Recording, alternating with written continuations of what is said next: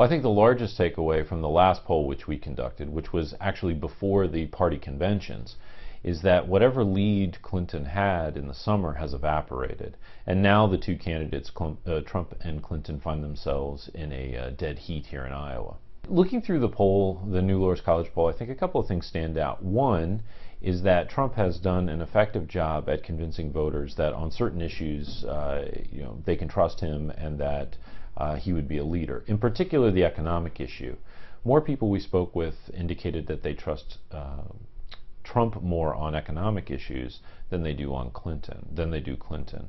However, she got the nod by more folks when it comes to dealing with terrorism. So I think that's one aspect of it. He's managed to increase his standing with voters as it relates to issues. And the other thing is, I think he's done a better job on favorability. So he's still thought of unfavorably by large numbers of Iowa voters. However, that number has decreased a little bit, and the number who view him favorably has increased a little bit. So in the end, his net favorability has improved. Clinton still remains more favorably thought of in the state. However, Trump has managed to kind of right the ship a little bit when it comes to the way people view his candidacy here in Iowa.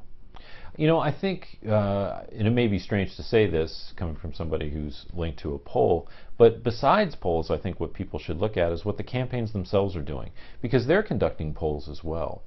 Those aren't usually made public, but they're doing polling all the time. So look to see where those campaigns spend their resources, because oftentimes their internal polling will help guide their decisions about how much money they spend on ads, volunteer time, outreach efforts, those things. So be watching, especially as it relates to the Clinton campaign. Do they increase ad buys and ad times in Iowa? Do they increase the number of field offices or people working in the state? Those type of things.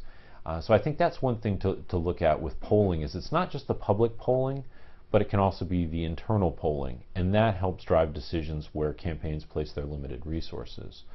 The other thing to look at, I think, beyond the polls, is to see what is happening with the voters in Iowa of early voting. So absentee voting or in-person early voting.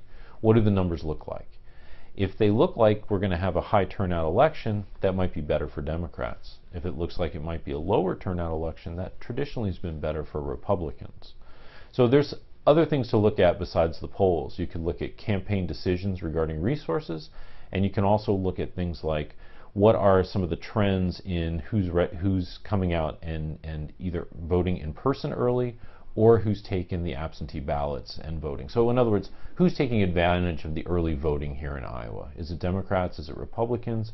And what can we gain in terms of information from those numbers?